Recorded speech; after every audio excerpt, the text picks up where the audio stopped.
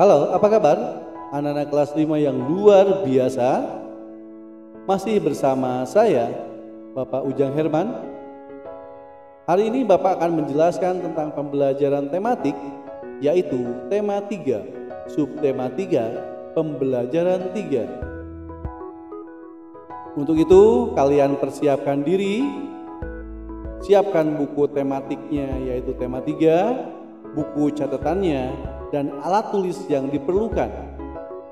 Dan sebelum pembelajaran ini dimulai, marilah kita berdoa menurut agama dan kepercayaan masing-masing.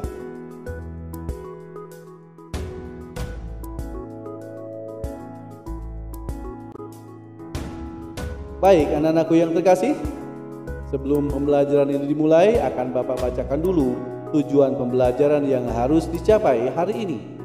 Yang pertama, dengan menggali informasi dari bacaan, siswa mengidentifikasi pembangunan sosial budaya di Indonesia. Yang kedua, dengan melakukan kegiatan dalam bentuk kelompok, siswa menyebutkan realitas Bhinneka Tunggal Ika dan melakukan praktik diskusi tentang pentingnya nilai kebersamaan dalam keanekaragaman. Dan yang terakhir, dengan diskusi untuk merancang iklan elektronik, siswa menjelaskan dan mendemonstrasikan keunggulan produk atau jasa dari iklan. Untuk itu, tujuan pembelajaran sudah dibacakan. Mari kita mulai pembelajarannya. Di situ ada percakapan Lani dan Dayu. Kata Lani begini, "Aku sudah memberitahu ayah dan ibuku tentang membeli produk buah lokal." "Lalu, bagaimana pendapat mereka, Lan?" "Mereka berdua sangat setuju dengan membeli produk lokal apapun itu. Buah-buahan juga lainnya.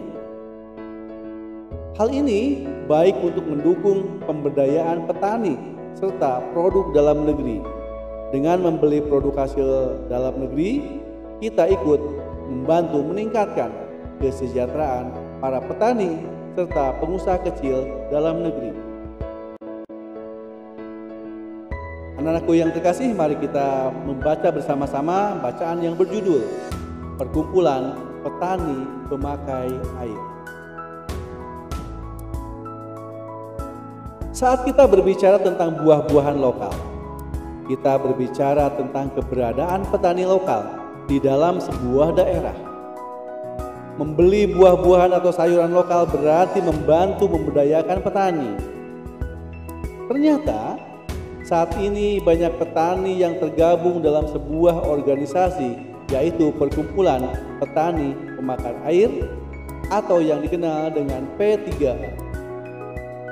Setiap desa yang memiliki areal irigasi dianjurkan membentuk organisasi P3A. Pembentukan organisasi P3A atau organisasi petani irigasi tersebut dilakukan oleh petani itu sendiri berdasarkan kebutuhannya serta sesuai dengan norma dan nilai yang berkembang secara spesifik di daerah masing-masing. Organisasi petani irigasi atau kita kenal dengan P3A tidak tergantung pada pihak luar, berkembang secara perlahan dan bertahap, dan berusaha untuk membiayai diri sendiri sesuai dengan kemampuan para anggotanya. Organisasi ini boleh menerima bantuan, tetapi tidak boleh menggantungkan diri dari bantuan. Organisasi petani pemakai air harus memelihara pengetahuan dan teknologi lokal, yaitu pengetahuan yang sejak zaman dahulu telah diterima oleh masyarakat secara turun-temurun dari nenek moyang mereka. Anggota organisasi ini juga senantiasa terbuka terhadap pengetahuan dari luar untuk menambah wawasan mereka sesuai dengan pengalaman orang lain kalau memang sesuai dan bermanfaat. Selain itu, organisasi ini juga ikut menjaga lingkungan fisik, sosial, budaya, politik, dan ekonomi. Para petani tanpa memandang perbedaan dapat masuk menjadi anggota organisasi petani pemakai air ini.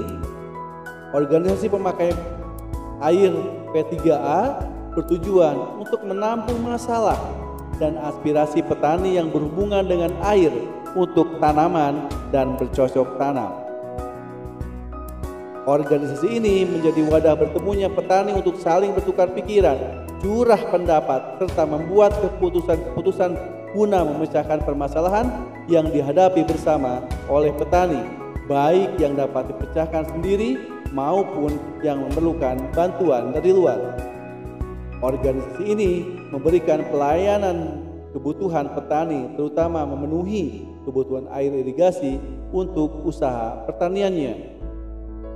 Dalam tahapan perkembangannya, organisasi ini diharapkan dapat menjadi suatu unit usaha mandiri yang mampu menyediakan sarana produksi pertanian atau saprotan dan sebagainya, maupun dalam upaya pemasaran.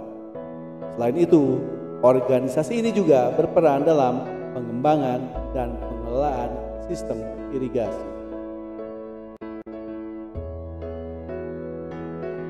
Organisasi P3A merupakan sebuah contoh pembangunan sosial budaya. Lagi, contoh pembangunan sosial budaya. Disebut demikian, disebut sosial karena tumbuh dan berkembang dalam kehidupan masyarakatnya. Disebut budaya karena di dalamnya terdapat ide atau gagasan yang bisa dijadikan merupakan warisan dari generasi sebelumnya. Inilah yang mendasari pembangunan sosial budaya yang memang dirancang untuk meningkatkan taraf hidup masyarakat di dalamnya. Nah, ini tugasnya. Lakukan identifikasi terhadap bentuk-bentuk keragaman yang kamu temukan pada bacaan di atas. Berikanlah penjelasan untuk setiap keragaman yang kamu temukan. Sebuah contoh telah diberikan untukmu. Misalkan nomor 1. Organisasi P3A dibentuk oleh petani itu sendiri berdasarkan kebutuhannya serta sesuai dengan norma dan nilai yang berkembang secara spesifik di daerah masing-masing. Ini berarti setiap organisasi P3A berbeda dari satu daerah dengan yang lainnya. Nah, untuk menjawab nomor 3, silahkan pause dulu video ini, kemudian kamu isi nomor 2 dan nomor 3. Setelah beres, kamu lanjutkan videonya. Berikut Bapak akan menjelaskan tentang jawaban-jawaban yang mungkin, ya. Yang kedua, jawabannya, para petani tanpa memandang perbedaan dapat masuk menjadi anggota organisasi petani pemakai air. Hal ini berarti bahwa dalam organisasi tersebut anggotanya bisa terdiri dari siapa saja yang pastinya memiliki perbedaan. Nah, kemungkinan jawaban yang ketiga ini sebagai contoh, organisasi ini diharapkan dapat menjadi suatu unit usaha yang menyediakan sarana produksi pertanian maupun upaya pemasaran. Artinya, organisasi ini terdiri dari petani-petani yang memiliki keterampilan yang berbeda. Itu beberapa kemungkinan, mungkin kalian bisa beda, ya. Nah, organisasi P3A terdiri atas para petani yang menggunakan irigasi sebagai modal kerjanya. Para petani tersebut dapat berupa petani pemilik sawah, pemilik penggarap sawah, pemilik kolam ikan yang memperoleh air dari jaringan irigasi, serta petani pemakai air irigasi lainnya. Keragaman yang terdapat dalam organisasi ini menjadi kekuatan tersendiri bagi organisasi tersebut, terutama saat menghadapi masalah yang berkaitan dengan irigasi. Sebagaimana yang tertera dalam bacaan di atas bahwa organisasi ini menjadi wadah bertemunya petani untuk saling bertukar pikiran, curah pendapat, serta membuat keputusan-keputusan guna memecahkan permasalahan yang dihadapi oleh petani, baik yang dapat dipecahkan sendiri maupun yang memerlukan bantuan dari luar. Nah, keberagaman yang dimiliki oleh organisasi ini justru memperkuat keberadaan organisasi tersebut, terutama dalam menghadapi masalah atau tantangan-tantangan baru. Nah, mari kita coba anak-anak kamu dan 3 orang lainnya berada dalam satu tim atau kreatif yang akan membuat sebuah iklan layanan masyarakat tentang pentingnya keanekaragaman sebagai modal pembangunan bangsa. Nah, sekarang apa sajakah yang kamu harus butuhkan dalam pembuatan iklan tersebut? Nah, isilah peta pikiran berikut ini yang ada di samping dan di buku kalian dengan menentukan siapa saja yang bertanggung jawab menentukan dan mengerjakan setiap bagian yang dimaksud. Mulailah untuk menentukan judul dulu, karakternya, serta rancangan naskah dalam bentuk iklan layanan masyarakat ini. Jadi di sini ya, tentukan dulu ya judul iklannya dulu. Kemudian yang dibutuhkan dalam iklan layanan masyarakat ada apa? Ada naskahnya, kemudian pemerannya. Nah, ketika naskahnya itu sketsa gambarnya berdasarkan naskah, kemudian naskahnya, kemudian jumlah pemerannya, berapa karakter, berapa tokoh yang bisa memerankan itu. Jadi yang harus diperhatikan adalah judul iklannya apa, kemudian naskahnya, kemudian pemerannya, ya. Nah, itu yang paling penting. Jadi harus kamu konsep dulu sebelum melakukan atau membuat sebuah iklan.